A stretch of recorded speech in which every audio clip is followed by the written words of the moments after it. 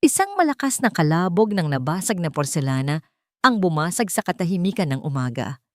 Kasunod nito ay isang sigaw, hindi sigaw ng matanda, kundi tili ng isang batang punong-puno ng galit at sakit. Nanigas si Ara Santos sa harap ng dambuhalang gate ng mansyon ng mga Alcantara. Ang sigaw na yon ay parang karayom na tumusok sa kanyang dibdib. Bilang isang dating guro, alam niya ang tunog ng batang humihingi ng saklolo. Kusa na lang kumabog ng mabilis ang puso niya. Napahigpit ang hawak niya sa luma niyang bag. Ramdam niya ang pagtulo ng malamig na pawis sa kanyang noo kahit mahangin ang panahon. Kailangan niya ang trabahong ito. Kailangan niya ito para sa gamot ng nanay niya sa probinsya. Pero ang gulo sa loob ng mansyon ay parang babala ng isang bagyong hindi niya sigurado kung kaya niyang harapin. Dahan-dahang bumukas ang mabigat na bakal na gate. Huminga ng malalim si Ara. Pilit niyang pinakalma ang sarili habang humahakbang papasok. Ang kanyang suot na lumang sapatos ay tila hindi bagay sa makintab na daanan patungo sa main door. Habang papalapit siya, mas lumalakas ang iyak. Dalawang bata ang naririnig niya. Isang sumisigaw at isang humahagulhol. Bukas ang malaking pinto ng mansyon. Ang tumambad sa kanya ay hindi isang sala ng bilyonaryo. Para itong dinaanan ng digmaan, nagkalat ang pirapirasong mamahaling vase sa sahig. Ang mga katulong ay nakasiksik sa gilid, maputla at takot na takot gumalaw. Sa gitna ng kalat, nandoon ang dalawang bata. Si Liam, 7 taong gulang, ay may hawak na matalim na piraso ng basag na vase. Pulang-pula ang mga mata niya at nakatutok ang basag na porselana sa hangin, parang handang lumaban. Sa tabi niya, ang nakababatang kapatid na si Mia, na siguro ay 5 taong gulang pa lang. Nakaupo ito sa sahig, takip-takip ang mga tainga at nanginginig sa takot. Walang lumalapit sa kanila. Ang takot sa paligid ay hindi dahil baka masugatan ng mga bata, kundi dahil sa parating na panganib. At dumating na nga ito. Ang tunog ng mamahaling sapatos na tumatama sa hagdan. Clap, clap, clap. Mabigat, malamig, nakakatakot. Biglang tumahimik ang lahat, maliban sa hikbi ni Mia. Lumabas si Gabriel Gabo Alcantara sa tuktok ng hagdan. Napigil ni Ara ang kanyang paghinga. Ito ang unang beses na nakita niya ang bilyonaryo sa personal. Matangkad, nakasuot ng perpektong itim na suit. Gwapo siya, pero ang mukha niya ay parang gawa sa yelo. Ang kanyang madilim na mga mata ay walang emosyon habang tinitignan ang mga katulong na nakayuko. Pagkatapos, dumapo ang tingin niya sa sariling mga anak. Hindi siya tumakbo para tignan kung may sugat ang mga bata. Hindi siya nagtanong. Tumayo lang siya doon at ramdam ni Ara ang lamig na bumabalot sa buong silid. Nagsimulang manginig ang kamay ni Liam habang hawak ang basag na porselana, pero nanatiling matapang ang tingin nito sa ama. Dahan-dahang bumaba si Gabriel. Bawat hakbang ay parang tibok ng orasan na bumibilang sa isang pagsabog. Huminto siya. 2 metro ang layo sa kanyang anak. Ang boses niya ay mababa. Hindi sumisigaw, pero umaalingaw-ngaw sa lawak ng mansyon. Sino ang may gawa nito? Kinagat ni Liam ang kanyang labi. Hindi siya sumagot. Tinatanong kita, Liam. Biglang sumigaw ang bata. Wala ka naman pakialam yung mga vase lang naman ang mahalaga sa'yo. Ibinato ni Liam ang hawak niyang basag na porselana sa sahig. Crash! Tumalsik ang piraso nito malapit sa paanan ni Ara, pero hindi siya makagalaw sa gulat. Tumigas ang panga ni Gabriel. Iyon lang ang senyales na nagagalit siya. Lumingon siya sa matandang mayordoma na nanginginig sa gilid. Ikulong silang 2 sa kwarto. Ang utos niya ay parang isang hatol ng kamatayan. Walang kakain ngayong gabi hanggat hindi sila natututong umamin ng pagkakamali. Linisin niyo ang kalat na ito. Ayokong makakita ng kahit isang piraso ng bubog pagbalik ko. Dali-daling kumilos ang mga katulong. 2 malalaking bodyguard ang lumapit kina Liam at Mia. Humagulgol si Mia. Ayoko. Daddy, ayoko sa dark room. Takot ako. Daddy. Ang iyak ng bata ay tumagos sa puso ni Ara. Nakita niya ang takot sa mga mata ng batang babae at nakita niya si Gabriel, ang ama, na tumalikod na parang walang naririnig. Paano nagagawa ng isang ama na maging ganito kabato? Bumalik sa isip ni Ara ang mga alaala ng dati niyang classroom, ang mga batang nasaktan na dati niyang inaalagaan. Alam niyang hindi siya dapat makialam. Applicant lang siya. Kailangan niya ng pera. Bawal gumawa ng gulo. Pero kusa nang gumalaw ang mga paa niya bago pa siya mapigilan ng utak niya. Sandali lang po. Ang sigaw niya ay umalingaw-ngaw sa tahimik na silid. Tumigil ang lahat. Nanlaki ang mata ng mga katulong. Natigilan ang mga bodyguard na hawak ang mga bata. Huminto si Gabriel Alcantara sa paglakad. Dahan-dahan siyang lumingon. Ang tingin niya ay parang yelo na tumutusok sa kaluluwa ni Ara. Sino ka? Napalunok si Ara. Tuyot na ang lalamunan niya. Gusto nang bumigay ng mga tuhod niya sa takot, pero ang imahe ng dalawang batang nanginginig sa likuran ay nagpatatag sa kanya. Pinagsalikop niya ang kanyang mga kamay para itago ang panginginig nito. Ako po si Ara Santos. Nandito po ako para mag-apply bilang kasambahay. Ngumisi si Gabriel, isang nangiting puno ng pang-iinsulto. Nag-a-apply? At sa tingin mo, ang pagsigaw sa may-ari ng bahay ang tamang paraan para matanggap ka? Sir, huminga ng malalim si Ara. Humakbang siya paharap para harangan ang view ni Gabriel sa mga bata. Pasensya na po sa abala, pero ang ginagawa niyo, lalo lang po silang matatrauma. Tinuturuan mo ba ako kung paano disiplinahin ang mga anak ko? Lumapit si Gabriel sa kanya. Ang tangkad niya.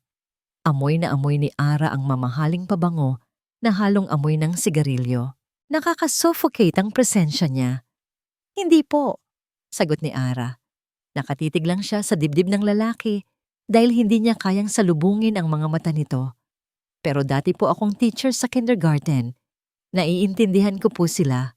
Takot na takot si Mia at nagre-rebelde naman si Liam dahil pakiramdam niya wala kayong pakialam. Kapag kinulong niyo sila ngayon, lalo lang titigas ang ulo nila. Trauma? Tumawa ng mapakla si Gabriel. Tignan mo ang ginawa nila sa bahay ko. Kailangan nila ng disiplina.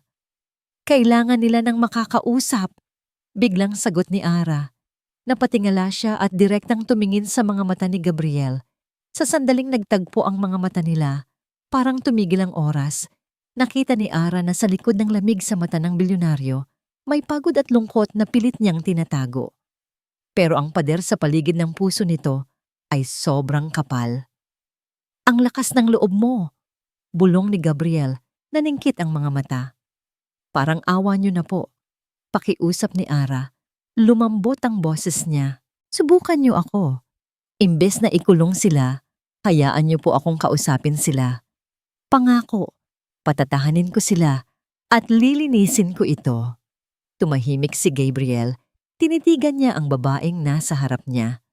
Suot ang lumang damit, mukhang probinsyana, pero may tapang na wala sa ibang mga aplikante. Ilang yaya na ba ang umalis ngayong linggo? 10, walang nakatagal sa mga anak niya.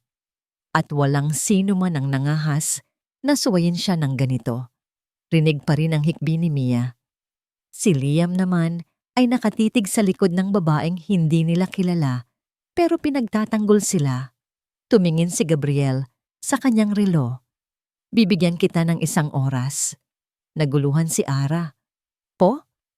Lumapit si Gabriel sa mukha niya. Ang boses ay mababa, pero puno ng banta. Sabi mo naiintindihan mo ang mga bata, di ba? Sige, 1 oras. Kapag pagkalipas ng 1 oras ay hindi pa sila tumatahan, hindi pa sila kumakain, at makalat pa rin ang kwartong ito. Tinignan niya ang mga katulong sa paligid. Oh, Maki. Hindi lang ikaw ang papalayasin ko. Lahat ng mga taong nakatayo dito ngayon, mawawalan ng trabaho. Lahat kayo. Nanlaki ang mga mata ni Ara. Nakasalalay sa kanya ang kapalaran ng lahat. Naiintindihan mo ba? Diin ni Gabriel. Opo. Opo, sir. Sagot ni Ara. Medyo nanginginig. Tumalikod si Gabriel at naglakad palabas ng pinto. Simulan mo nang magbilang. Bumagsak ang pagsara ng malaking pinto. Blag! Naiwan si Ara sa gitna ng gulo. Nakatingin sa kanya ang dalawang bata na parang alien ang tingin sa kanya. At 12-dosenang mata ng mga katulong ang nakatingin sa kanya nang may halong takot at pagmamakaawa. Bumuga ng hangin si Ara at humarap kina Liam at Mia. Kaya mo to, Ara. Bulong niya sa sarili. Para sa mga batang ito at para sa sarili niya. Pero hindi niya alam, ang pagpayag niyang iyon ang simula ng pagbabago ng buong buhay niya. Malamig at tahimik ang loob ng opisina ni Gabriel.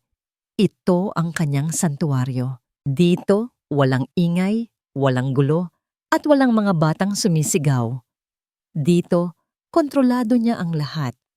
Ang bawat kontrata, bawat desisyon, bawat sentimo ng kumpanya, lahat ay sumusunod sa kanya. Pero sa kauna-unahang pagkakataon, hindi siya makapag-focus.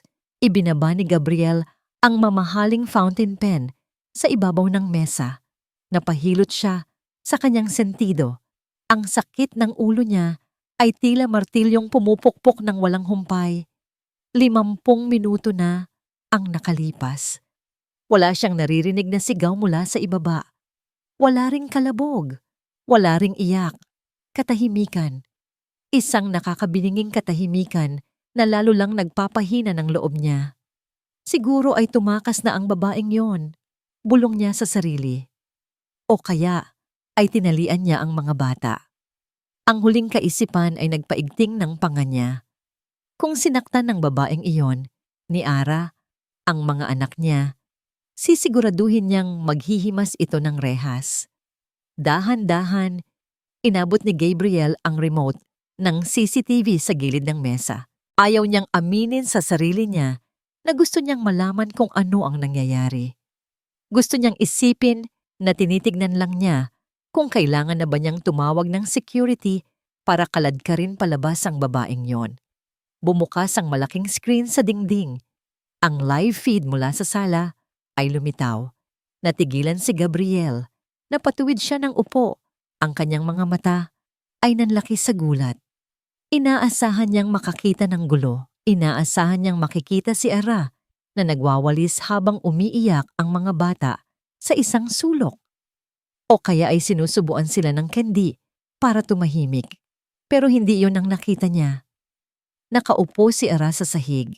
Hindi sa sofa, hindi sa upuan, kundi mismo sa malamig na marmol na sahig sa gitna ng mga nagkalat na bubog. At ang mga anak niya? Si Mia ay nakaupo sa tapat ni Ara, hindi na umiiyak. Tahimik itong nakikinig. Si Liam naman, ang batang laging puno ng galit, ay nakaupo rin. Ilang dangkal ang layo kay Ara. Wala na ang hawak nitong matalim na porselana.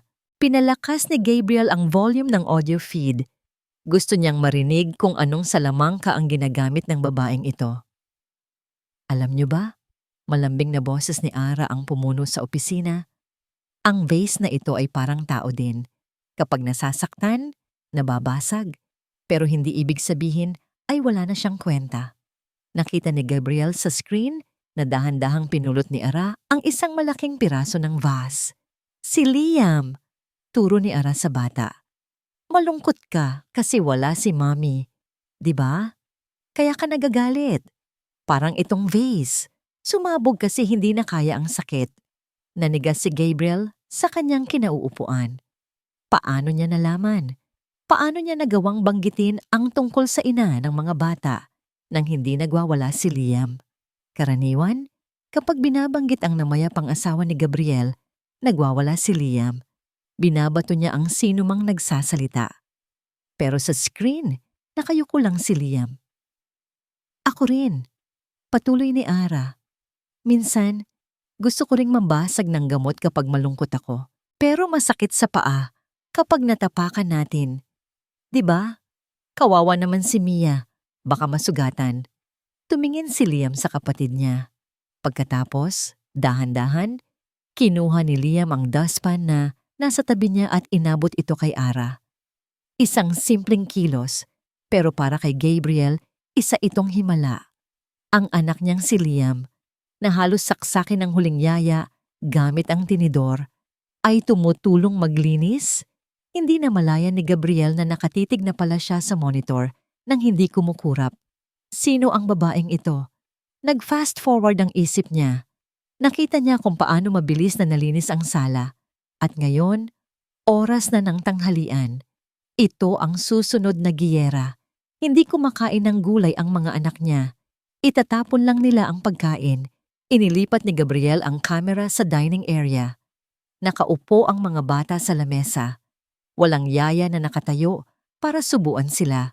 Si Ara ay nakaupo kasabay nila. Isang bagay na mahigpit na ipinagbabawal ni Gabriel sa mga katulong.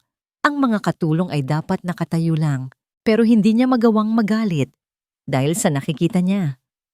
Si Mia ay sumusubo ng kalabasa. Ang tawag dito ay Goldilocks cubes, sabi ni Ara habang tinuturo ang kalabasa sa plato ni Mia. Kapag kinain mo to, gaganda ang buhok mo at hahaba, parang kay Rapunzel. Kumagat si Mia, ngumunguya, at lumunok. Napahawak si Gabriel sa bibig niya. Bumaling naman si Ara kay Liam. Ang plato ng bata ay may broccoli. At ito naman, bulong ni Ara na parang may sinasabing sekreto, ay mga maliliit na puno mula sa gubat ng mga dinosaur. T-Rex lang ang kumakain nito para maging malakas. Tiningnan ni Liam ang broccoli. Tiningnan niya si Ara. Pagkatapos, tinusok niya ito ng tinidor at sinubo. Napasinghap si Gabriel. Pakiramdam niya ay nananaginip siya. Sa loob ng 2 taon, simula noong namatay ang asawa niya, ang bawat mealtime ay impyerno. Sigawan, pilitan at iyakan. Pero ngayon, payapa silang kumakain. May konting nangiti pa sa labi ni Mia. Isang kakaibang pakiramdam ang gumapang sa dibdib ni Gabriel. Halu-halong emosyon, pagkamangha, kaluwagan, at inggit. Inggit dahil nagawa ng isang estranghero sa loob ng 1 oras ang hindi niya nagawa sa loob ng 2 taon bilang ama. Tinignan niya ang kanyang relo. Ubos na ang oras. Panalo na ang babae. Dapat ay masaya siya. Nakahanap na siya ng maayos na yaya. Pero bakit parang may tinik sa lalamunan niya? Tumayo siya para patayin na sana ang monitor at bumaba para formal na tanggapin si Ara. Pero biglang may narinig siya. Tapos na kumain ang mga bata. Pinupunasan ni Ara ang bibig ni Mia. Habang ginagawa yon, nagsimula siyang humuni. Isang pamilyar na himig. Isang kanta. Nanlaki ang mga mata ni Gabriel. Ang dugo sa kanyang mukha ay biglang nawala. Ang himig na yon, malambot, malungkot, pero puno ng pagmamahal. Sa ugoy ng duyan. Sana'y di magmaliw nga. Kahit humuhuni lang si Ara, rinig na rinig ni Gabriel ang lyrics sa utak niya. Napahawak siya sa gilid ng mesa nang mahigpit hanggang sa pumuti ang mga buko ng kanyang daliri. Ang puso niya ay tumibok ng mabilis, hindi dahil sa tuwa, kundi dahil sa isang matinding sakit na matagal na niyang ibinaon. Iyon ang kanta ng asawa niya. Iyon ang kantang kinakanta nito kina Liam at Mia bago matulog noong buhay pa ito. Simula noong namatay ito, ipinagbawal ni Gabriel ang kantang iyon sa buong bahay. Walang sino man ang pwedeng kumanta noon dahil ang kantang iyon ang nagpapaalala sa kanya ng lahat ng nawala sa kanya. Paano nalaman ng babaeng iyon ang kantang iyon? Nanadya ba siya?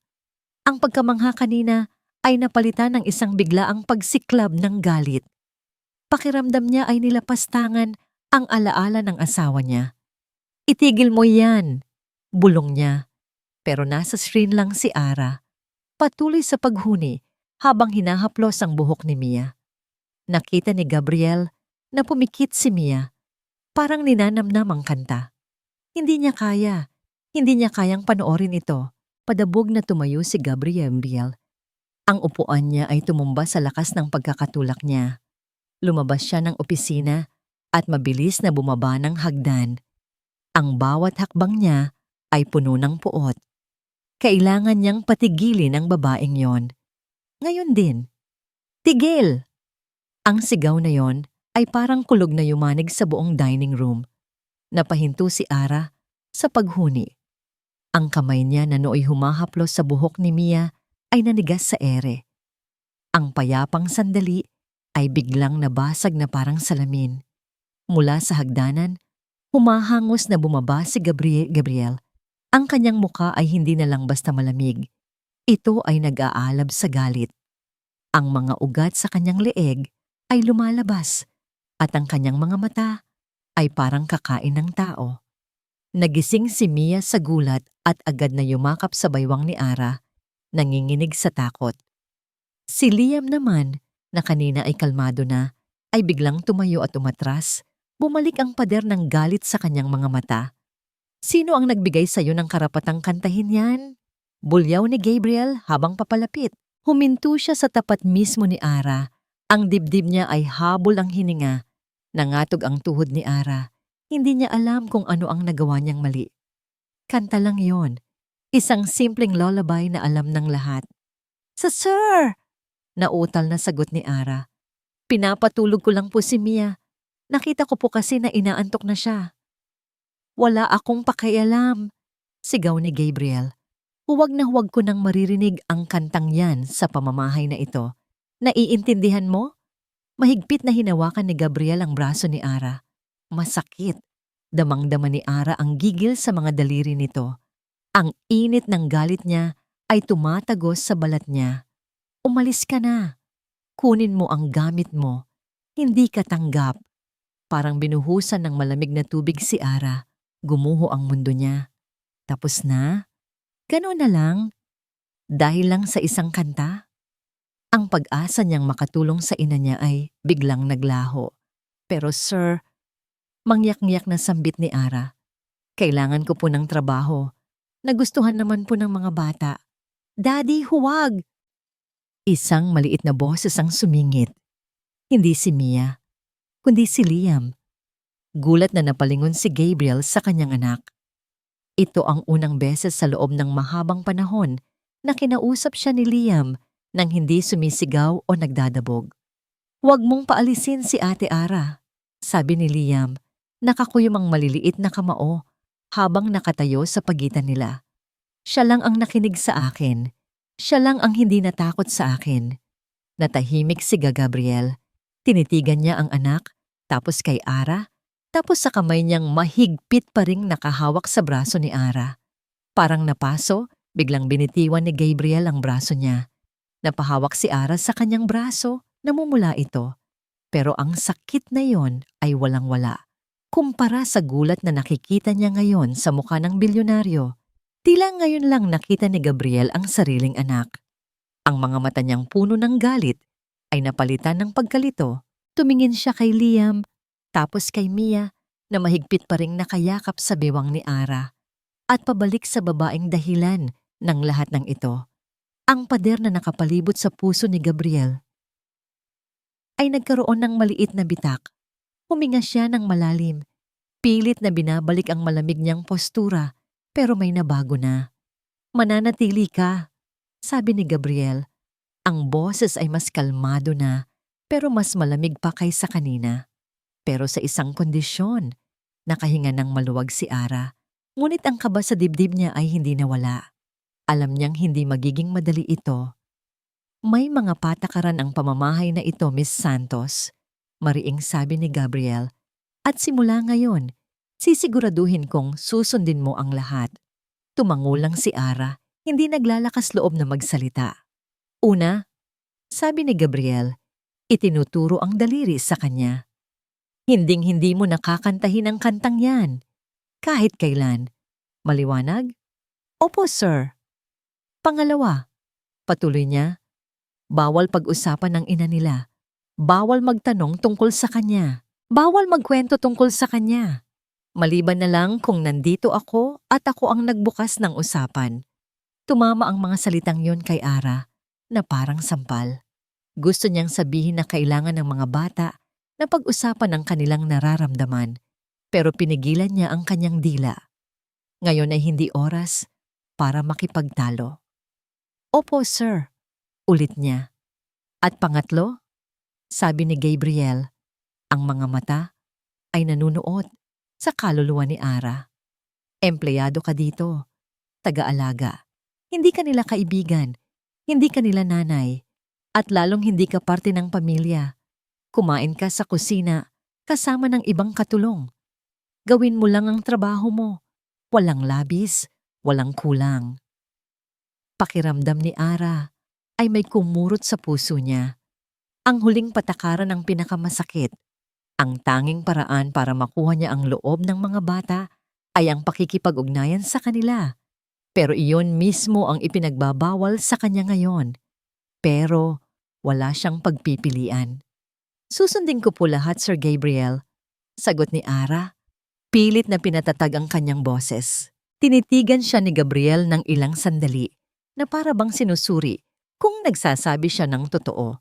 Pagkatapos, tumalikod ito ng walang paalam at muling umakyat sa hagdanan, pabalik sa kanyang malamig na opisina.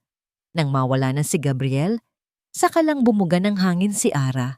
Nanginginig pa rin ang kanyang mga kamay. Hindi ka na aalis, Ate Ara? Tanong ni Mia.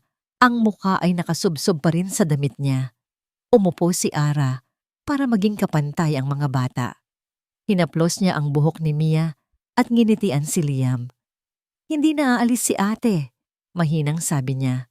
Nandito lang ako para sa inyo. Yumakap ng mahigpit ang dalawang bata sa kanya. Sa yakap na yon, naramdaman ni Ara na kahit gaano pa kahirap, kahit gaano pa kasungit ang amo niya, tama ang desisyon niyang manatili. Ang mga sumunod na araw ay naging isang maingat na sayaw. Sinunod ni Ara ang mga patakaran ni Gabriel. Kumakain siya sa kusina. Hindi na niya kinanta ang bawal na kanta. At kapag nagtatanong ang mga bata tungkol sa kanilang ina, maingat niyang iniiba ang usapan.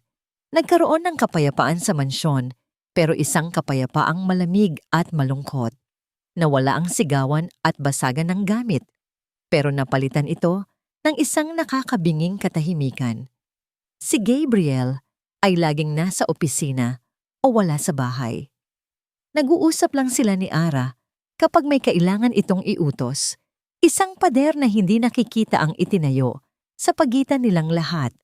Isang gabi, 2 linggo pagkatapos ng insidente, umalis si Gabriel para sa isang business trip sa Cebu. 3 araw siyang mawawala. Sa unang pagkakataon, nakahinga ng maluwag si Ara at ang buong kabahayan. Naging mas masaya ang mga bata. Naglaro sila sa hardin, nagbasa sila ng mga libro. Naramdaman ni Ara na kahit paano, unti-unti niyang naibabalik ang kulay sa buhay ng mga ito. Pero ang kapayapaan ay hindi nagtagal. Sa 2 gabi, isang malakas na bagyo ang tumama sa syudad. Ang hangin ay humahagupit sa mga bintana. Ang ulan ay bumubuhos na parang walang katapusan. Ang mga kulog at kidlat ay sunod-sunod. Biglang namatay ang lahat ng ilaw. Brownout, nagtilian ng ibang mga katulong. Sinindihan ni Ara ang emergency light mula sa kanyang cellphone at agad na tumakbo sa kwarto ng mga bata. Naabutan niya si Liam na nakatalukbong ng kumot habang si Mia ay umiiyak sa takot sa isang sulok. Okay lang yan, sabi ni Ara, niyakap ang dalawa. Bagyo lang yan, ligtas tayo dito sa loob. Magdamag siyang nanatili sa kwarto ng mga bata. Nagkukwento para libangin sila hanggang sa makatulog si Liam. Pero si Mia ay hindi mapakali. Mainit ang katawan nito. Sobrang init. Kinapa ni Ara ang noo ni Mia. Nag-aapoy ito sa lagnat. Mia, baby, anong masakit sa'yo? Ate Ara, ang sakit ng ulo ko. Nahihirapang sabi ni Mia. Biglang nagsimulang manginig ng malakas si Mia.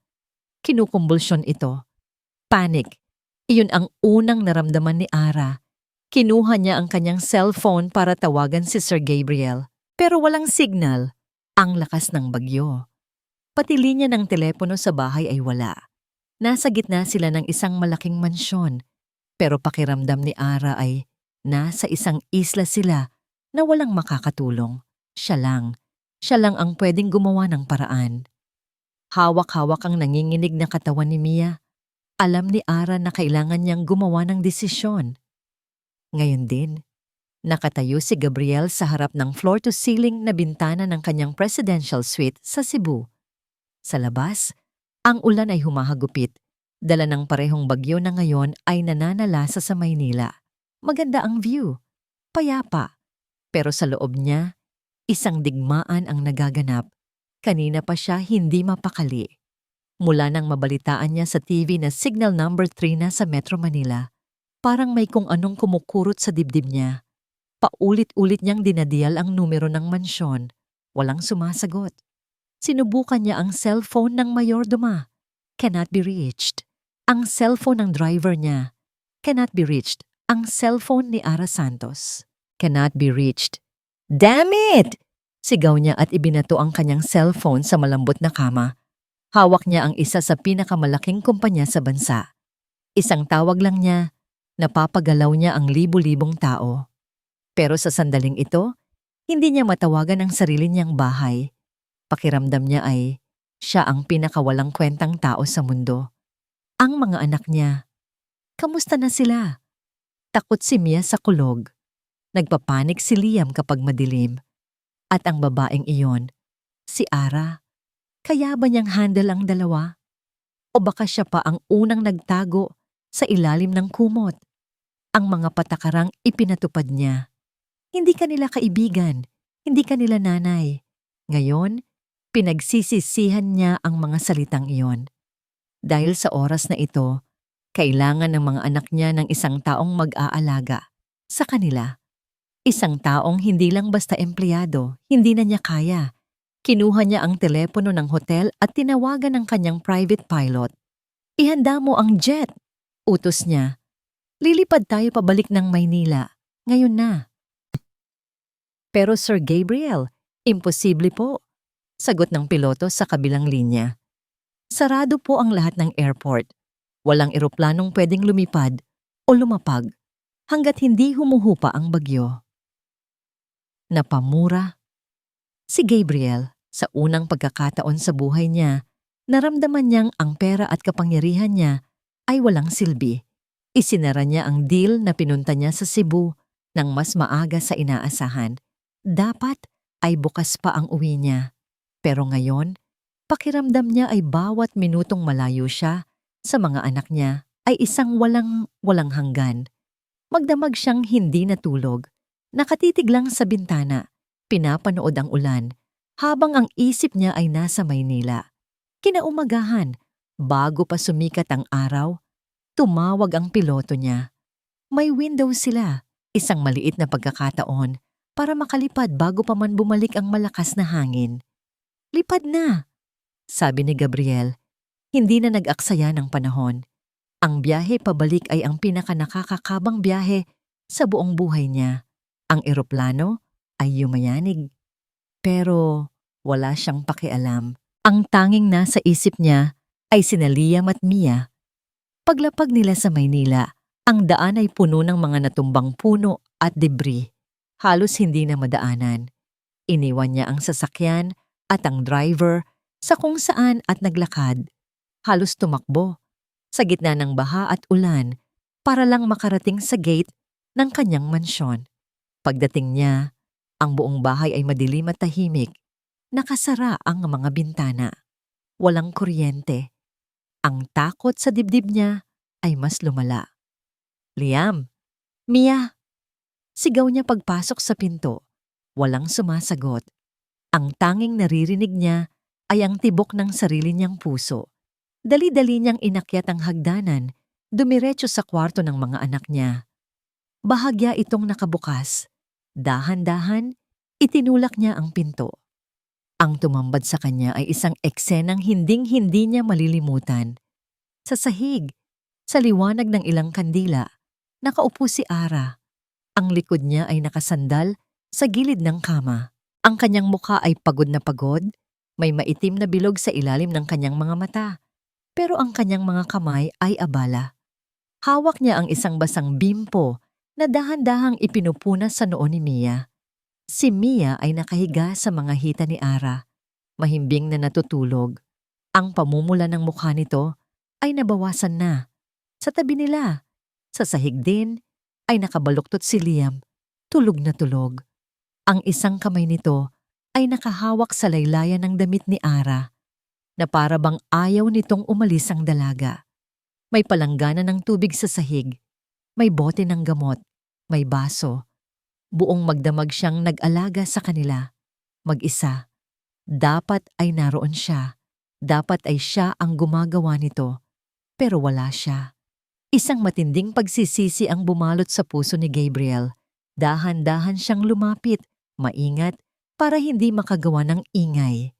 Napansin niya ang kumot na nakapatong sa balikat ni Ara. Hindi ito galing sa kama ng mga bata. Ito ang paborito niyang cashmere blanket mula sa sarili niyang kwarto. Paano ito napunta dito? Tumingin siya kay Liam at nakita niya ang maliit na ngiti sa labi ng natutulog na anak. Lumuhod si Gabriel sa tabi ni Mia. Hinawakan niya ang noo nito.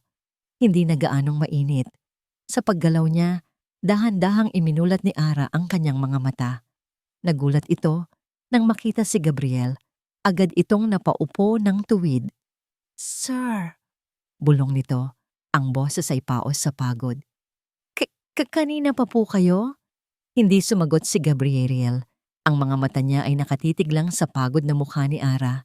Nakita niya ang dedikasyon, nakita niya ang pag-aalala, nakita niya ang isang bagay na hindi kayang bilhin ng pera niya, ang tunay na malasakit. "Anong nangyari?" Mahinang tanong ni Gabriel. Ang galit ay napalitan na ng purong pag-aalala. "Mataas po ang lagnat ni Mia kagabi," paliwanag ni Ara. Nanginginig pa rin ng kaunti. "Kinumbulsyon po siya. Walang kuryente, walang signal, hindi ko po kayo matawagan." Napapikit si Gabriel. Kumbulsyon. Ang salitang iyon ay parang kutsilyong humiwa sa puso niya. "Tinawagan mo ba ang doktor?" Umiling si Ara. "Sinubukan ko po pero wala rin pong linya. Nataranta po ako, sir. Ang ginawa ko na lang po ay ang first aid na natutunan ko. Pinunasan ko siya ng maligamgam na tubig buong gabi para bumaba ang lagnat. Binantayan ko po sila pareho." Tumingin si Gabriel mula kay Mia, papunta kay Liam na mahimbing ang tulog, at pabalik kay Ara. "Niligatas niya ang mga anak ko," isip ni Gabriel. "Iniligtas niya sila habang ako ay walang magawa, nakakulong sa isang mamahaling hotel." "Salamat," bulong ni Gabriel. 2 salita lang, pero iyon na yata ang pinakamahirap na salitang lumabas sa bibig niya sa buong buhay niya. Gulat na tumingin si Ara sa kanya. "Salamat, Ara." Hindi niya alam kung saan nanggaling, pero isang pagnanasang hindi niya mapigilan ang bumalot sa kanya. Dahan-dahan, inangat ni Gabriel ang kanyang kamay. Ang layunin niya ay ayusin ang ilang hibla ng buhok na tumatakip sa pagod na mukha ni Ara. Isang simpleng gesture ng pasasalamat. Ngunit habang papalapit ang kanyang kamay, biglang bumukas ang pinto ng kwarto. "Gabriel, thank God you're safe!" Isang boses ng babae, matinis, pamilyar. Sabay silang napalingon ni Ara sa pinto. Nakatayo doon si Valerie, nakasuot ng mamahaling damit na tila hindi nabasa ng ulan. Perpekto ang makeup at may dalang mga paper bag mula sa isang kilalang deli. "I was so worried. I tried calling you," sabi ni Valerie. Lumalakad papasok na parang pag-aari niya ang lugar. "Buti na lang at may generator ang kotse ko at nakalusot ako. I brought breakfast for..." Natigilan si Valerie. Nakita niya ang eksena. Si Gabriel nakaluhod sa sahig. Ang 2 bata natutulog. At ang katulong, si Ara, na sobrang lapit kay Gabriel. Nakita niya ang kamay ni Gabriel na ilang pulgada na lang ang layo sa mukha ni Ara. Ang ngiti sa mukha ni Valerie ay dahan-dahang naglaho. Napalitan ito ng isang matalim at mapanuring tingin. Ang mga mata niya ay lumipat mula kay Gabriel patungo kay Ara. At sa isang iglap, nagbago ang ekspresyon niya. Mula sa pagtataka, naging pagkakilala ito. Teka, sabi ni Valerie, naniningkit ang mga mata. Ikaw. Tinitigan niyang mabuti si Ara. Ikaw yung teacher sa dati kong school, di ba? Naramdaman ni Ara na biglang nanlamig ang buong katawan niya. Ang boses ni Valerie ay parang multo mula sa nakaraan. Isang nakaraan na pilit niyang tinatakasan. Ikaw si Ara Santos, ang guro na tinanggal sa trabaho dahil nanakit ng estudyante. Ang mga salita ni Valerie ay parang kidlat na tumama sa gitna ng silid. Masakit, matalim, at nakamamatay. Naramdaman ni Ara na parang hinigup ang lahat ng hangin mula sa kanyang baga. Ang nakaraan na pilit niyang ibinaon ay biglang hinukay at inilatag sa harap ng taong pinagsisilbihan niya. Nanakit ng estudyante? Ang boses ni Gabriel ay mababa at puno ng pagdududa. Tumingin siya mula kay Valerie na ngayon ay may ngisi ng tagumpay sa labi pabalik kay Ara na namumutla na parang papel. Ano ang ibig niyang sabihin, Ara? Sir. Nagsimulang manginig ang mga labi ni Ara. Gusto niyang magpaliwanag. Gusto niyang sabihin na hindi totoo ang paratang, na biktima lang siya. Pero paano? Paano niya ipapaliwanag ang isang komplikadong kwento sa isang taong ngayon lang nagpakita ng kaunting tiwala sa kanya? Ang kanyang pananahimik ay nagsilbing kumpirmasyon para kay Gabriel. Totoo ba? Tanong ulit ni Gabriel. Ang pag-aalala sa kanyang boses kanina ay napalitan na ng yelo. Bumangon siya mula sa pagkaluhod. Ang distansya sa pagitan nila ni Ara ay lumayo.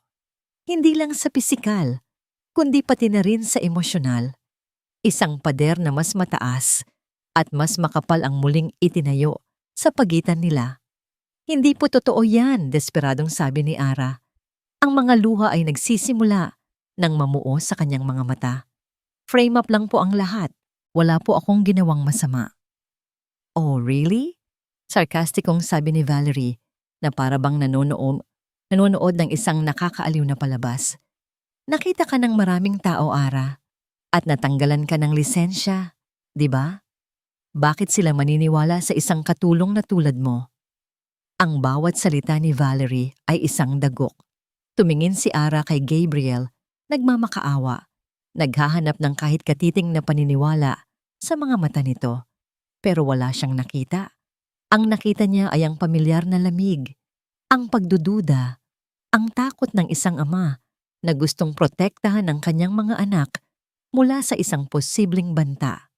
Naalala ni Gabriel ang unang araw ni Ara, kung paano nito nagawang kontrolin ang mga anak niya. Masyadong magaling, masyadong mabilis, posible kayang may ibang motibo ito. Gabriel, darling, malambing na sabi ni Valerie, lumapit at hinawakan ang braso nito. Hindi mo pwedeng hayaang manatili ang isang tulad niya sa pamamahay mo. Paano kung saktan niya sina Liam at Mia? Iyon na ang huling salita na kailangang marinig ni Gabriel. Ang kaligtasan ng mga anak niya ang pinakamahalaga sa lahat. Mag-empake ka na, malamig na utos ni Gabriel, hindi man lang tumitingin kay Ara. Gusto kong umalis ka sa pamamahay na ito. Ngayon din. Parang gumuho ang mundo ni Ara. Pero Sir Gabriel, yung mga bata, huwag mong banggitin ang pangalan ng mga anak ko. Sigaw ni Gabriel. Hindi ko alam kung ano ang plano mo, pero tapos na. Umalis ka na bago pa ako tumawag ng security. Tumalikod si Gabriel at inalalayan si Valerie palabas ng silid na parang isang basurang ayaw na niyang makita si Ara. Naiwan si Ara sa kwarto kasama ang dalawang natutulog na bata na wala pang kamalay-malay. Ang mga luha na kanina pa niya pinipigilan ay bumuhos na parang ulan. Walang saysay. Kahit anong gawin na niya, ang nakaraan ay palaging hahabol sa kanya. Dahan-dahan siyang tumayo. Bawat galaw ay parang ang bigat-bigat. Ang kanyang maliit na kwarto ay nasa kabilang dulo ng mansyon. Inilagay niya ang kanyang iilang gamit Sa luma niyang bag, isang damit, isang tuwalya, at ang picture ng kanyang ina. Iyon lang ang pag-aari niya. Habang naglalakad siya palabas, dumaan siya sa harap ng kwarto ng mga bata. Bukas ang pinto. Nakatayo sa loob si Gabriel, nakatingin sa mga anak. Nagising si Liam. "Daddy?" Inaantok na tanong nito. "Nasaan si Ate Ara?" Hindi sumagot si Gabriel. "Daddy, pinapaalis mo ba siya?" Tanong ulit ni Liam. Ang boses ay nagsisimula ng manginig. Lumabas si Ara mula sa pagkakatago. Ayaw niyang magpaalam pero kailangan niyang makita ang mga bata sa huling pagkakataon. Nang makita siya ni Liam na may dalang bag, tumakbo ito at yumakap sa mga binti niya. "Ate Ara, huwag kang umalis. Please!" Umiiyak na, sabi ni Liam. "Magpapakabait na ako. Hindi na ako magbabasag ng vase. Huwag mo kaming iwan." Nagising din si Mia sa ingay. Nang makita niya ang eksena, nagsimula na rin itong humagulgol. "Ate Ara, no, stay here." Yumuko si Ara at niyakap ang dalawang bata ng mahigpit. Ito na siguro ang pinakamasakit na sandali sa buhay niya. "Tahan na," bulong niya, habang pinipigilan ang sariling hikbi. "Babalik si ate. Babalik ako." Isang kasinungalingan. Alam niyang hindi na siya makakabalik pa. Tama na yan. Ang malamig na boses ni Gabriel ang pumutol sa kanilang yakapan. Hinila niya si Liam palayo kay Ara. "Pumasok na kayo sa kwarto." Utos niya sa mga anak. Ang mga bata ay umiiyak at nagpupumiglas pero walang nagawa. Hinarap ni Gabriel si Ara. Sa huling pagkakataon, naghahanap si Ara ng awa sa mga mata nito, pero wala. Isang blangkong pader lang ang nakita niya. Tumalikod si Ara at nagsimulang maglakad palayo. Bawat hakbang palayo sa mga bata ay parang isang karayom na tumutusok sa kanyang puso. Pagdating niya sa malaking pinto, hindi na siya lumingon. Alam niyang kung lilingon pa siya, baka hindi na niya kayanin. Bumukas ang pinto at lumabas siya. Ang ulan ay humina na. Pero ambon pa rin. Malamig. Kasabay ng pagsara ng mabigat na pinto sa likuran niya, bumuhos muli ang kanyang mga luha. Wala na. Wala na siyang trabaho. Wala na siyang pag-asa. At ang pinakamasakit sa lahat, iniwan niya ang dalawang batang natutunan na niyang mahalin na parang tunay na kapatid. Naglakad siya palayo sa mansyon, walang direksyon, habang ang langit ay patuloy na lumuluha kasabay niya. Sa loob ng mansyon, sa opisina, nakatayo si Gabriel sa bintana. Pinapanood ang papalayong anyo ni Ara. Sa tabi ng kanyang mesa, may isang maliit na kwaderno. Ang kwaderno kung saan isinusulat ni Ara ang bawat maliliit na bagay tungkol kina Liam at Mia. Paboritong kulay ni Liam, asul. Ayaw ni Mia sa manok na may buto. Nakangiti si Liam ngayon dahil pinuri siya ni Daddy. Kailangan ni Mia ng yakap kapag malungkot. Isang talaan ng pagmamahal na hindi niya namalayan. Isang linggo. Isang linggo na ang nakalipas mula nang paalisin niya si Ara. Ang mansyon ay muling binalot ng katahimikan, pero hindi ito ang kapayapaan na hinahanap ni Gabriel. Ito ang katahimikan ng isang mausoleo. Malamig, malungkot, walang buhay, bumalik sa dati ang lahat. Si Liam ay hindi na muling nagsalita sa kanya. Ang tanging paraan ng komunikasyon nito ay ang pagdadabog at pagbabato ng gamit. Si Mia ay palaging nakatingin sa malayo. Ang mga mata ay laging malungkot. Hindi na ito kumakain ng Goldilocks cubes o puno ng mga dinosaur. Sa katunayan, halos hindi na ito kumakain. 3 yaya na ang kinuha at umalis sa loob lang ng 7 araw. Si Gabriel ay nakakulong sa kanyang opisina pero hindi sa trabaho nakatuon ang isip niya. Nakatingin siya sa isang maliit na kwaderno na iniwan ni Ara sa lamesa ng mga bata. Hindi niya alam kung bakit niya ito kinuha. Siguro dahil gusto niyang itapon, pero hindi niya magawa. Sa wakas, pagkatapos ng 1 linggong pagtitig dito, binuklat niya ito. Ang sulat kamay ni Ara ay simple at malinis. Bawat pahina ay may petsa. Hindi ito diary. Isa itong talaarawan tungkol sa mga anak niya. Unang araw. Medyo masungit pa si Liam, pero nakita kong sinilip niya si Mia habang natutulog. Mahal na mahal niya ang kapatid niya. Hindi lang niya alam kung paano ipakita. Napahinto si Gabriel. Ikalimang araw. Takot si Mia sa anino ng puno sa labas ng bintana niya tuwing gabi. Kinantahan ko siya para makatulog. Ang paborito niyang kanta ay yung tungkol sa duyan. Isang kirot ang naramdaman ni Gabriel sa kanyang dibdib. Ang kantang iyon. Ang kantang dahilan kung bakit niya pinalaya si Ara. Ika-10 araw, nag-drawing si Liam.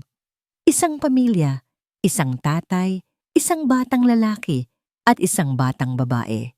Sabi niya, gusto niyang maging kasing talino ni Daddy paglaki niya. Hindi na malaya ni Gabriel na may tumulo ng luha mula sa kanyang mga mata. Mabilis niya itong pinunasan. Kailan siya huling umiyak, hindi na niya matandaan. Ang babaeng pinalayas niya dahil sa pag-aakalang isa siyang banta ay ang tanging taong nakakita sa tunay na kaluluwa ng kanyang mga anak. Nakita niya ang lungkot sa likod ng galit ni Liam. Nakita niya ang takot sa likod ng pananahimik ni Mia. Mga bagay na siya, bilang ama, ay nabigong makita. Isinara ni Gabriel ang kwaderno. Isang desisyon ang nabuo sa kanyang isip. Hindi sapat ang pagsisisi. Kailangan niyang malaman ang katotohanan. Kinuha niya ang kanyang cellphone at tinawagan ang pinakamagaling na private investigator sa bansa. Isang taong may utang na loob sa kanya. Marco, sabi ni Gabriel sa kabilang linya, may ipapahanap ako sa'yo at gusto kong malaman ang lahat. Ibinigay niya ang pangalan ni Ara Santos at ang pangalan ng paaralan kung saan ito dating nagtatrabaho. Ibinigay din niya ang pangalan ni Valerie. Gusto kong malaman ang bawat detalye ng kasong yan, kung sino ang nagsimula, kung sino ang mga testigo at kung may tinatago sila. Walang ititira, Marco, kahit ang pinakamaliit na detalye. Masusunod, Sir Gabriel, sagot ng investigador. Habang naghihintay, sinubukan ni Gabriel na kausapin ang mga anak niya. Dinalhan niya sila ng mga bagong laruan. Mamahalin, ang pinakabagong video game console para kay Liam at isang life-size dollhouse para kay Mia. Pero hindi man lang nila ito pinansin. Gusto ko si Ate Ara, sabi ni Mia, ang tanging mga salita na lumabas sa bibig nito sa buong araw. Si Liam naman ay kinuha ang controller ng video game at ibinato ito sa pader. Napabuntong hininga na lang si Gabriel. Napagtanto niya na ang butas sa puso ng mga anak niya ay hindi kayang punan ng kahit anong material na bagay. Pagkalipas ng 2 araw, tumawag si Marco. Sir Gabriel, nakuha ko na ang impormasyon. Pumunta si Gabriel sa isang tagong lugar para makipagkita. Iniabot ni Marco sa kanya ang isang brown envelope. Madumi ang laro, sir, sabi ni Marco. Ang batang sinasabing sinaktan ni Ara Santos ay pamangkin pala ni Valerie. Nanigas si Gabriel. Ang bata ay nahulog mula sa swing, patuloy ni Marco. Si Ara ang unang sumaklolo, pero pinalabas ng pamilya ni Valerie na itinulak daw ni Ara ang bata. Ang mga testigo, mga guro na binayaran at tinakot na matatanggal sa trabaho. Bakit nila gagawin yon? Tanong ni Gabriel, hindi makapaniwala. Dahil si Ara ang paboritong maging susunod na school principal. Matalino, magaling sa mga bata. Siya ang pinakamalaking hadlang sa kandidato na gusto ng pamilya ni Valerie na iluklok sa pwesto. Binuksan ni Gabriel ang envelope. Sa loob ay mga litrato at mga kopya ng bank statement. Kitang-kita ang malaking perang inilipat sa account ng mga testigo 1 linggo pagkatapos ng insidente. Ang pinakamatibay na ebidensya ay ang huli. Isang USB flash drive. Ano to? Isang dating security guard sa school ang nakuhanan niyan, sir. Tinago niya dahil natakot siya. Pero dahil sa'yo, naglakas loob siyang ibigay. Isinaksak ni Gabriel ang USB sa kanyang laptop. Isang CCTV footage ang nagplay. Malinaw. Kitang-kita ang playground. Ang batang pamangkin ni Valerie ay nakatayo sa upuan ng swing. Sinusubukang abutin ang isang sanga. Nawalan ito ng balanse at si Ara na malapit lang ay mabilis na tumakbo para saluhin ito. Hindi niya ito nasalo ng buo, pero dahil sa kanya, hindi tumama ang ulo ng bata sa semento. Siya ang nagligtas dito. Hindi niya ito sinaktan. Iniligtas niya ito. Isang matinding galit ang bumalot kay Gabriel. Galit hindi kay Ara, kundi kay Valerie. At higit sa lahat, galit sa sarili niya. Hinuhusgahan niya si Ara nang hindi inaalam ang buong kwento. Naniwala siya sa mga kasinungalingan. Sinaktan niya ang taong nagmalasakit sa kanyang mga anak. Pinaalis niya ang anghel sa kanyang pamamahay at pinapasok ang demonyo. Nagmamadali siyang bumalik sa mansyon. Kailangan niyang mahanap si Ara. Kailangan niyang humingi ng tawad. Kailangan niyang itama ang lahat. Pagpasok niya sa bahay, sinalubong siya ng nag-aalalang mayordoma. Sir Gabriel, ang mga bata po. Anong nangyari sa kanila? Tanong ni Gabriel. Ang puso niya ay biglang kumabog ng malakas. Naglayas po sila, sir. Humahagulgol na, sabi ng mayordoma. Iniwan po nila ang sulat na ito. Sabi po nila, hahanapin daw po nila si Ate Ara nila. Kinuha ni Gabriel ang papel, sulat kamay ng isang bata. Daddy, we will find Ate Ara. We love her. Napatingin si Gabriel sa labas ng bintana. Ang kalangitan ay nagsisimula ng dumilim. Isang bagong namumuong bagyo ang paparating. 2 bata. Mag-isa sa malawak at mapanganib na syudad, naramdaman ni Gabriel na parang gumuho ang kanyang mundo. Ang maliit na kwarto ni Ara sa isang boarding house sa Quiapo ay kulungan at santuwaryo niya. Dito siya nagkukulong para takasan ang alaala ng mansyon, pero dito rin niya muling binabalikan ang mga ngiti ni Liam at Mia sa kanyang isipan. Sa labas, ang isa na namang bagyo ay humahagupit. Ang yero ng kanilang bubong ay parang babaklasin na ng malakas na hangin. Ang bawat kulog ay nagpapaalala sa kanya ng takot sa mga mata ni Mia. Nakahiga si Ara sa kanyang manipis na banig. Yakap-yakap ang sarili para sa kaunting init. Kinakain niya ang huling piraso ng tinapay na binili niya kanina. Ito na ang hapunan niya. Bigla, sa gitna ng ingay ng ulan at hangin, may narinig siyang kalabog sa kanyang pinto. Mahina, pero tuloy-tuloy. Tok, tok, tok. Sino naman ang kakatok sa ganitong oras, sa ganitong panahon? Baka ang landlady na sisingil sa upa. Napabuntong hininga si Ara. Tok, tok, tok. Mas malakas na ngayon. May kasama ng boses. Isang boses na parang pamilyar. Ate. Ara. Nanigas si Ara. Guni-guni lang ba niya iyon? Dahil sa sobrang pag-iisip sa mga bata? Ate Ara, buksan mo to, please! Hindi. Totoo yun. Boses ni Liam. Dali-dali siyang tumayo. Nanginginig ang kamay niyang binuksan ng trangka. Pagbukas niya ng pinto, isang eksenang hinding-hindi niya malilimutan ang tumambad sa kanya. Sina Liam at Mia, basang-basa mula ulo hanggang paa, nanginginig sa ginaw. Ang kanilang mga mukha ay puno ng putik at takot. Mukha silang 2 basang sisiw na nawala sa kanilang ina. Liam, Mia, bulong ni Ara, hindi makapaniwala. Anong ginagawa niyo dito? Paano kayo? Hindi na niya natapos ang sasabihin niya. Mabilis niyang hinila ang 2 bata papasok at isinara ang pinto. Diyos ko po, sabi ni Ara. Ang pag-aalala ay pumalit sa kanyang pagkagulat. Hinubad niya ang basang damit ng mga bata. Kinuha niya ang kanyang tanging makapal na kumot at ibinalot ito sa kanilang 2. Umupo siya sa sahig at niyakap sila ng mahigpit. Ginagamit ang sarili niyang katawan para painitin sila. Paano kayo nakarating dito? Tanong ni Ara habang hinahaplos ang buhok ni Liam.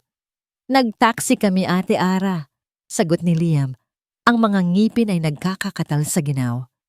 Sinabi ko sa driver, sa may malaking simbahan na may 2 anghel. Yung kinukwento mo dati. Naalala ni Ara. Ikinuwento niya noon na malapit lang ang tinitirhan niya sa Quiapo Church. Hindi niya akalain na tatandaan yun ng bata. Bakit kayo umalis sa bahay? Nag-aalala na ang daddy niyo. Kasi pinagalitan kami ni daddy. Humihikbing sabi ni Mia. Isinubsob ang muka sa dibdib ni Ara. Sabi namin, gusto ka naming bumalik. Nagalit siya. Kaya tumakas kami para hanapin ka.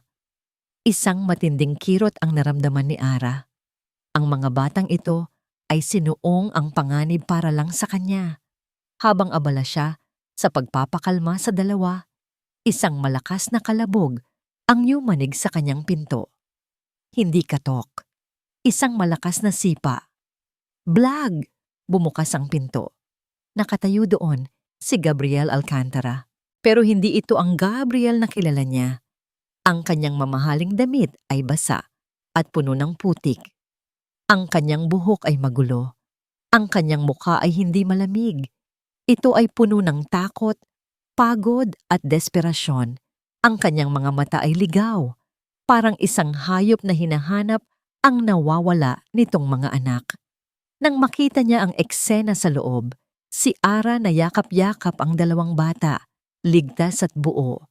Ang takot sa mga mata ni Gabriel ay biglang nawala. Napalitan ito ng isang emosyon na hindi pa nakikita ni Ara dati. Ginhawa. Liam, Mia. Bulong ni Gabriel, ang boses ay basag. Tumatakbo siyang pumasok sa maliit na kwarto. Hindi siya tumayo sa harap nila. Hindi niya sila pinagalitan. Lumuhod siya. Sa maruming sahig ng maliit na boarding house, lumuhod ang bilyonaryong si Gabriel Alcantara. Ang kanyang mga braso ay yumakap, hindi lang sa kanyang mga anak, kundi pati na rin kay Ara. Niyakap niya silang 3. Isang yakap na mahigpit, isang yakap na puno ng pasasalamat, pagsisisi, at pagmamahal na matagal nang nawala.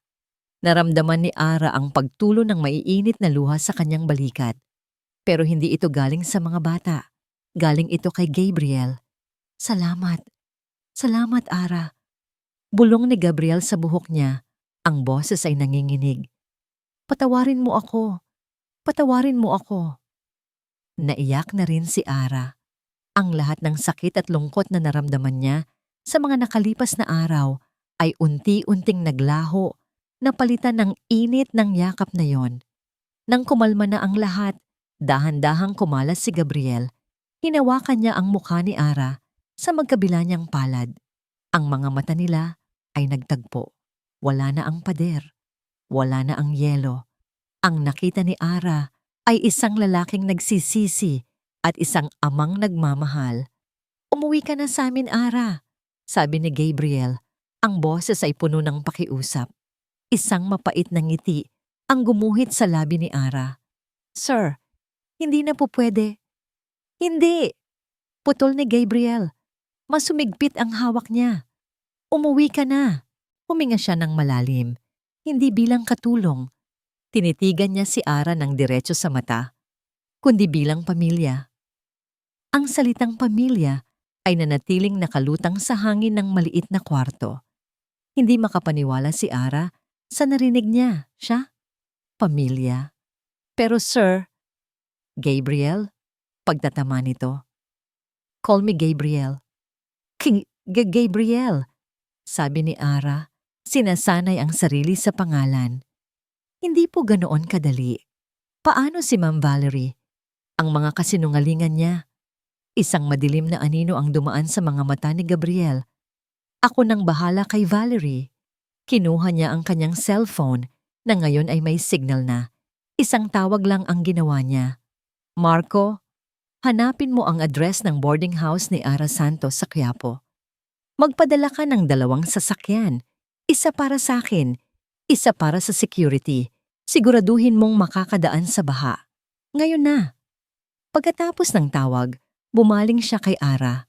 Ang mga mata niya ay seryoso, puno ng determinasyon. Hindi na tayo babalik sa mansyon ngayong gabi. Masyadong mapanganib ang daan. Dadalhin ko kayo sa penthouse ko sa Makati. Ligtas tayo doon. Walang nagawa si Ara, kundi tumango. Ang bilis ng mga pangyayari ay nakakalula.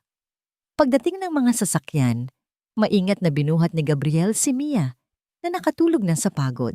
Si Liam naman, sa unang pagkakataon, ay kusang humawak sa kamay ng kanyang ama habang ang kabilang kamay ay mahigpit na nakakapit kay Ara. Para silang isang tunay na pamilya na tumatakas sa gitna ng bagyo. Ang penthouse ni Gabriel ay ang kabaligtaran ng mansyon. Moderno, may malalaking bintana na tanaw ang buong syudad, pero mas maliit at mas mainit ang pakiramdam. Inihihiga niya ang mga bata sa guest room. Pinunasan sila ni Ara at binihisan ng mga tuyong damit na ipinakuha ni Gabriel. Nang makatulog na ang mga bata, naiwan silang dalawa sa sala. Ang tanging maririnig ay ang tunog ng ulan sa labas at ang tibok ng kanilang mga puso. Nalaman ko na ang lahat, Ara. Basag ni Gabriel sa katahimikan. Tungkol sa nangyari sa school, nakita ko ang CCTV footage. Alam kong iniligtas mo ang bata. Napatakip ng bibig si Ara. May ebidensya? Pinagsisihan ko ang lahat ng sinabi at ginawa ko sa'yo. Patuloy ni Gabriel. Ang boses ay puno ng pagsisisi. Naging duwag ako. Hinayaan kong takot ang magdikta sa akin. Patawarin mo sana ako. Tumulo ang luha sa mga mata ni Ara, pero ngayon, luha ito ng ginhawa. Matagal na po kitang pinatawad, Gabriel. Kinabukasan humupa na ang bagyo. Pero isang bagong bagyo ang sasalubungin ni Gabriel. Nag-organisa siya ng isang emergency board meeting sa Alcantara Corp. Nadadaluhan ng lahat ng mahahalagang tao sa kumpanya, kasama na ang pamilya ni Valerie na major business partner nila. Gabriel, anong ibig sabihin nito? Tanong ni Valerie na umupo sa tabi niya na parang reyna. An emergency meeting? At bakit kasama ang pamilya ko? Hindi siya pinansin ni Gabriel. Tumayo siya sa harap ng lahat. Magandang umaga sa inyong lahat. Pinatawag ko kayo ngayon dahil may isang mahalagang anunsyo akong gagawin. Tungkol ito sa isang malaking kasinungalingan na nakasira sa reputasyon ng isang inosenteng tao at naglagay sa panganib sa aking pamilya. Lahat ay nagulat. Si Valerie ay biglang namutla. Sa malaking screen sa likod ni Gabriel, biglang nagplay ang CCTV footage mula sa playground. Kitang-kita ng lahat ang pagkahulog ng bata, ang mabilis na pagsaklolo ni Ara. Pagkatapos ng video, ipinakita ni Gabriel ang mga bank statement, ang malaking perang inilipat sa mga testigong guro. Ang babaeng ito, si Ara Santos, ay biktima ng isang maruming laro na kagagawa ng pamilyang ito. Sabi ni Gabriel, itinuturo ang pamilya ni Valerie. Nagkagulo ang buong boardroom. "This is an outrage! How dare you?" Sigaw ng ama ni Valerie. "May pruweba ako," kalmadong sagot ni Gabriel. "At bilang CEO ng Alcantara Corp, ipinapaalam ko sa inyong lahat na simula sa araw na ito, pinuputol ko na ang lahat ng business partnership natin sa kumpanya nila." "You can't do that, Gabriel," sigaw ni Valerie. Tumayo at halos masira ang boses. "Ang engagement natin." "Anong engagement?" Malamig na tanong ni Gabriel. "Wala tayong engagement, Valerie, at hinding-hindi magkakaroon dahil sa mga kasinungalingan mo, muntik nang mapahamak ang mga anak ko." Tumayo si Gabriel at lumakad papunta sa pinto. Tapos na ang meeting. Iniwan niya ang lahat na tulala. Iniwan niya si Valerie na napaupo sa kahihiyan at pagkatalo. Ito ang huling laban niya para kay Ara. Ang laban para sa katotohanan. Pag-uwi niya sa penthouse, naabutan niyang nagtatawanan sina Ara, Liam at Mia habang nagbe-bake ng cookies sa kusina. Ang amoy ng tsokolate at ang tunog ng kanilang halakhak ay pumuno sa buong lugar. Isang nangiti ang gumuhit sa labi ni Gabriel. Ito ang tahanan. Ito ang pamilya. Pero habang pinapanood niya sila, isang tanong ang pumasok sa isip niya. Ginawa niya ang lahat ng ito para sa mga anak niya, para sa hustisya, pero para nga ba sa kanila lang? O may mas malalim na dahilan kung bakit handa siyang isugal ang lahat para sa babaeng nagbalik ng ngangiti sa kanilang mga labi? Lumapit siya sa kanila. "Ang bango niyan," sabi niya. Ngumiti si Ara. Isang nangiting nagpatunang was sa huling piraso ng yelo sa puso ni Gabriel. "Sir, Gabriel," sabi ni Ara, medyo nahihiya pa rin. "Salamat sa lahat ng ginawa mo." "Wala yon," sagot niya. "Para sa pamilya ko." Nagkatinginan sila. Isang tingin na puno ng mga salitang hindi pa masabi. Pero biglang sumingit si Ara. "Ginawa mo to para sa mga bata, di ba?" Tanong niya. Ang mga mata ay naghahanap ng kasagutan para makabawi sa kanila dahil kailangan kanila bilang ama. Natahimik si Gabriel. Gusto niyang sabihin, hindi lang para sa kanila, para rin sa'yo. Pero bago pa siya makasagot, may isang anino ng pag-aalinlangan na dumaan sa mukha ni Ara. Isang takot na baka ang lahat ng ito ay dahil lang sa obligasyon. Hindi direktang sinagot ni Gabriel ang tanong ni Ara.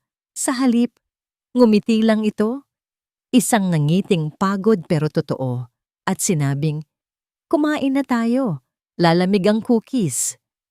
Ang mga sumunod na araw ay parang isang panaginip para kay Ara. Nanatili sila sa penthouse. Sa umaga, hinahatid nila sa eskwela sina Liam at Mia. Hindi lang si Ara, kundi kasama si Gabriel. Sa hapon, sinusundo nila ang mga ito at maglalaro sa parke. Sa gabi, sabay-sabay silang maghahapunan, magbabasa ng kwento, at matutulog ng may ngiti sa mga labi. Bumalik ang kulay sa mundo ng mga Alcantara. Si Liam ay naging mas malambing, si Mia ay palaging kumakanta, at si Gabriel ay ibang tao na. Ang yelo sa kanyang mga mata ay tuluyan ng natunaw, napalitan ng init na tanging si Ara, at ang mga bata lang ang nakakakita. Masaya si Ara. Sobrang saya. Pero sa gitna ng kaligayahan, may isang maliit na tinik na nakabaon sa kanyang puso. Ang tanong na hindi nasagot. Ginawa niya ba ang lahat ng ito para lang sa mga bata? Nakikita niya kung paano siya tignan ni Gabriel. May paghanga, may pag-aalaga. Minsan, nahuhuli niya itong nakatitig sa kanya habang nagluluto siya, at isang kakaibang kilig ang gumagapang sa kanyang dibdib. Pero takot siyang umasa. Baka para kay Gabriel, siya lang ang perpektong yaya, ang nawawalang piyesa para mabuo ang pamilya para sa mga anak nito. Hindi bilang isang babae, hindi bilang si Ara. Isang Sabado ng umaga, habang nag-aalmusal sila, biglang nagsalita si Gabriel. "Ara, may pupuntahan tayo." "Saan po?" tanong ni Ara. "Isasama kita sa isang mahalagang tao." Iniwan nila ang mga bata sa isang pinagkakatiwalaang pinsan ni Gabriel. Nagmaneho sila papunta sa isang lugar na tahimik at payapa, malayo sa ingay ng syudad. Isang memorial park.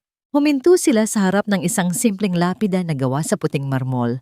Nakaukit dito ang isang pangalan, Isabela Alcantara, ang asawa niya.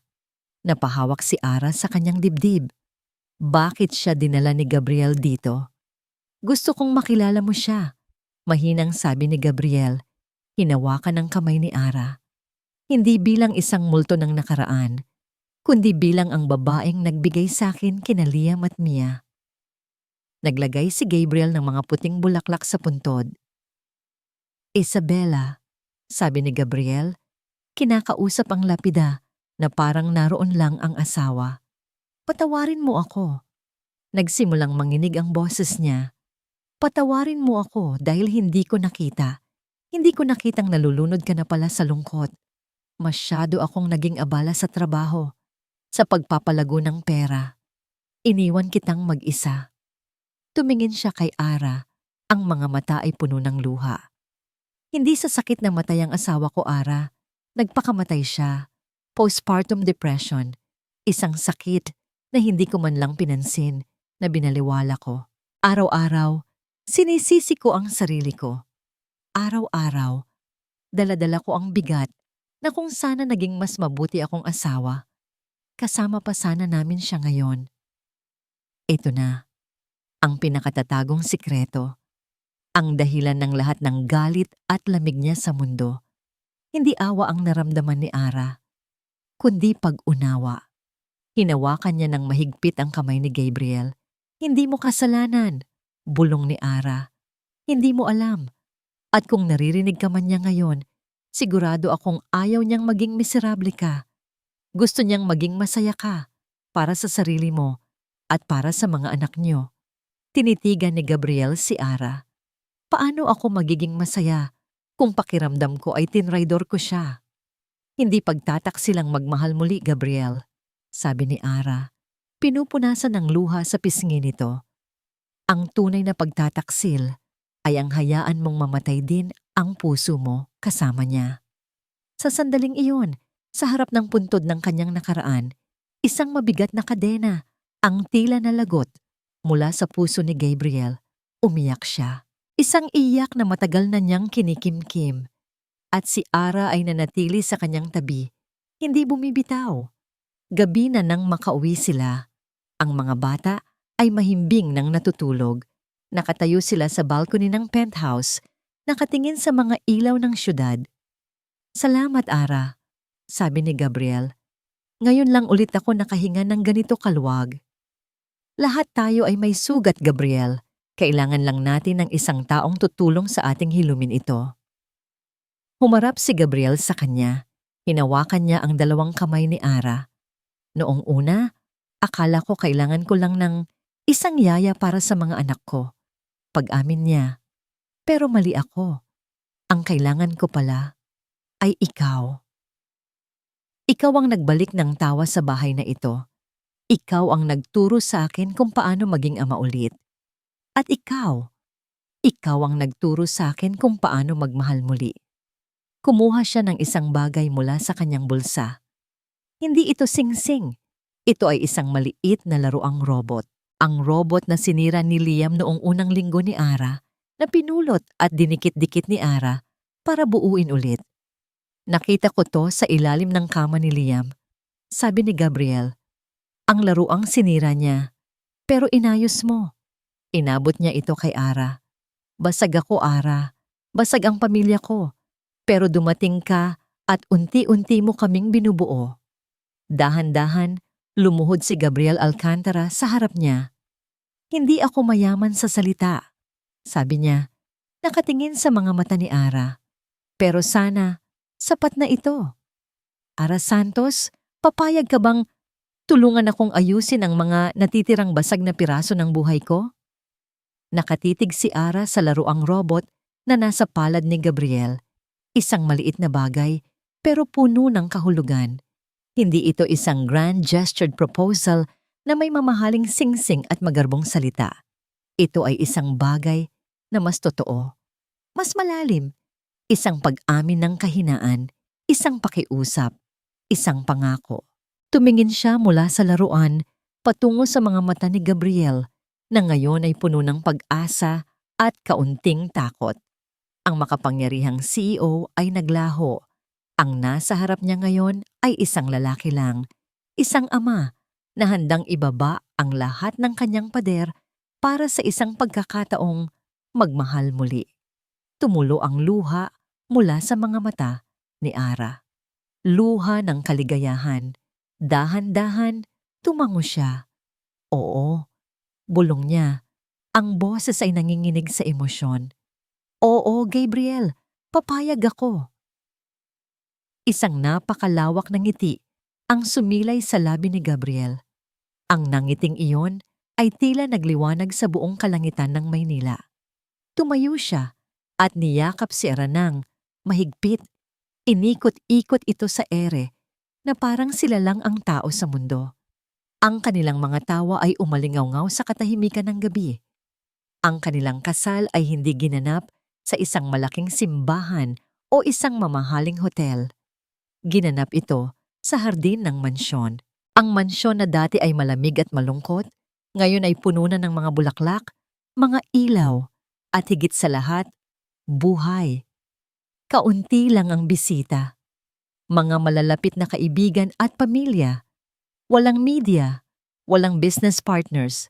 Ang wedding dress ni Ara ay simple lang, pero sa mata ni Gabriel, siya ang pinakamagandang babae sa buong mundo. Ang kanyang best man ay si Liam, na nakasuot ng maliit na tuxedo at seryosong-seryoso sa kanyang tungkulin.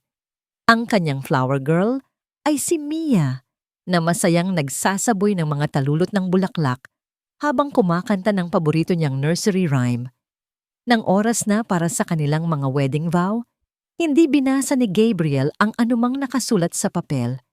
Tinitigan niya lang si Ara ng diretso sa mata.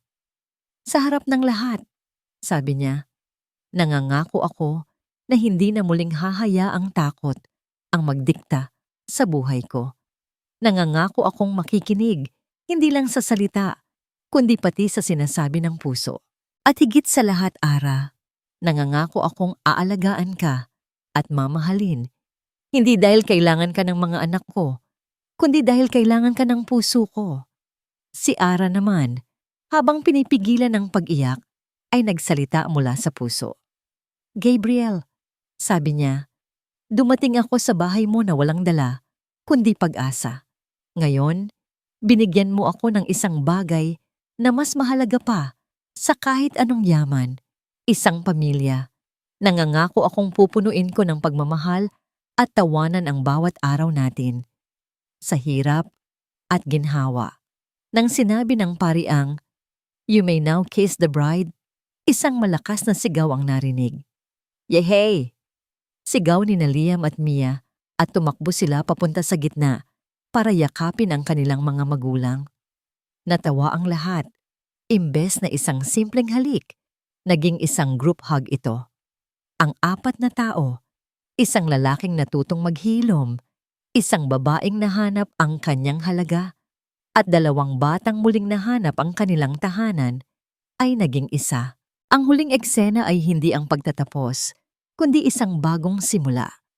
Kinagabihan, pagkatapos ng lahat, nakatayo silang apat sa parehong balcony kung saan naganap ang proposal. Nakatingin sila sa mga bituin. Si Mia ay karga-karga ni Gabriel. Si Liam ay nakasandal kay Ara. "Mami!" bulong ni Liam. Napatingin si Ara sa kanya. Ang puso ay lumundag sa tuwa. Ito ang unang beses na tinawag siya ni Liam ng ganoon. "Bakit, anak?" "Thank you po," sabi ni Liam, "for fixing our broken robot." Ngumiti si Ara at hinigpitan ng yakap sa bata. "You're welcome." Hinawakan ni Gabriel ang kamay ni Ara. Pinagsalikop niya ang kanilang mga daliri. Tumingin siya sa asawa niya, ang babaeng dumating bilang isang estranghero at naging sentro ng kanyang mundo. "Hindi lang robot ang inayos mo," bulong ni Gabriel. Sapat lang para marinig ni Ara. "Salamat dahil inayos mo rin ako."